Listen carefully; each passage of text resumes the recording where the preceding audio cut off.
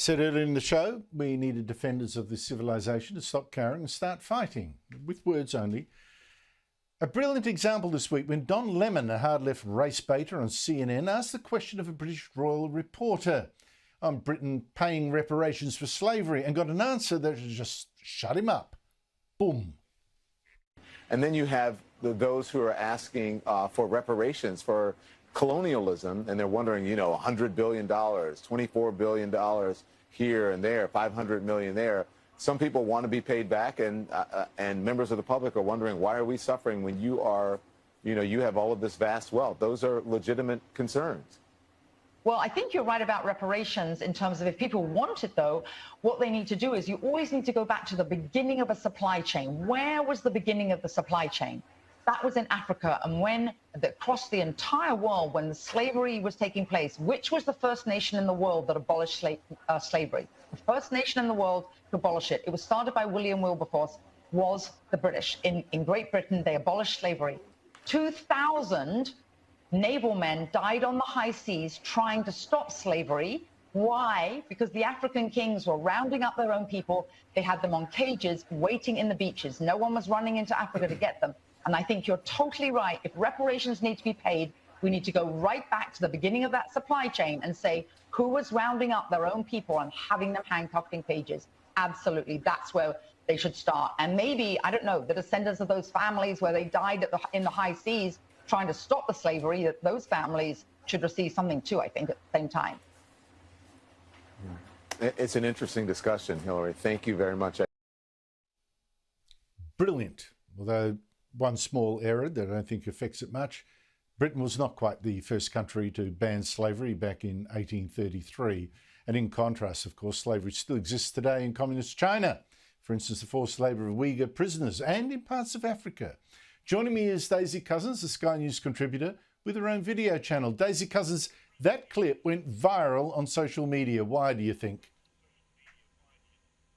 Well, Andrew, it went viral because it was hilarious. It was absolutely hysterical. As you mentioned, Don Lemon is just the most unbearable anti-conservative race commentator screaming about reparations. He's infuriating. So it was so satisfying to see him completely put in his place by a much, much smarter, more informed individual. So my God, my favorite bit was sort of at the end when he retreated and said, well, it's a very interesting discussion. Completely owned. Absolutely brilliant, top marks. I loved it. It's just what struck me so much, Andrew, in the wake of the Queen's passing was so many woke leftists I've seen have been saying things like Don Lemon that King Charles should give reparations to so-called British colonies, etc., etc. And it's a bizarre thing to say because the monarch, as we know in a constitutional monarchy, doesn't actually have any legislative power. They can't actually do anything like that, and they haven't been able to do anything like that since about 1689, you know, several hundred years. So I've been listening to these commentators like Don Lemon. One of the hosts of The View said similar, talking about King Charles and reparations. It was all over social media, as we know. And I thought to myself, hang on, I reckon these woke Americans are so ignorant of any political system other than their own. They would have no idea how a constitutional monarchy works. I reckon they genuinely believe that the monarch has some sort of legislative power and can actually dole out reparations as they see fit. And if that's the case, Andrew, which I really strongly suspect it is after observing the last fortnight of news from woke Americans, I really think they should be hanging their heads in shame, and perhaps before they open their mouth on something like this, they should maybe open a book. This is so true. I mean, there's a wider ignorance too of history these days. We're now paying for that. I mean, no one seems to mention the slavery of the Ottoman Empire, now modern Turkey, the Ottoman Empire taking white slaves from the Balkans, for instance, or all the whites that got traded into the Barbary Coast slave empire, including the author of Don Quixote, by the way. Little side note there. It's weird that we have this absolute witch hunt for any sign of white racism, total blindness from the same kind of woke people to racism against whites. Give you an example, US tech company Twilio says it's sacking 11% of its workers, but its bosses told employees he'll do it in a way that's non-racist. We're committed to being anti-racist, anti-oppression, and this kind of layoffs, they can have a pronounced impact on marginalised community. So we're particularly focused on ensuring our layoffs are carried out through an anti-racist, anti-oppression lens. What would that mean, Daisy?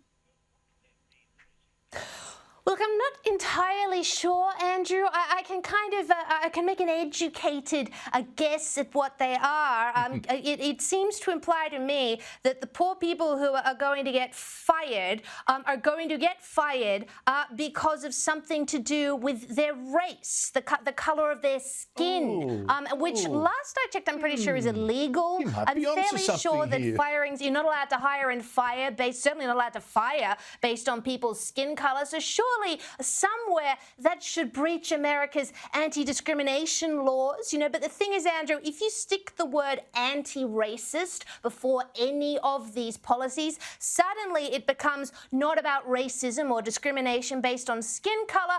It becomes activism and, you know, providing equity to so-called marginalised communities and et cetera, et cetera. And certainly throughout left-wing big tech, that would be absolutely celebrated. And the reason they get away with it, Andrew, is because the left loves to redefine words, as we know. And unlike normal, sensible people who know that the definition of racism is considering some races to be better than others, or thinking some races should be treated better than others, they think racism is prejudice plus power, which is a totally different thing.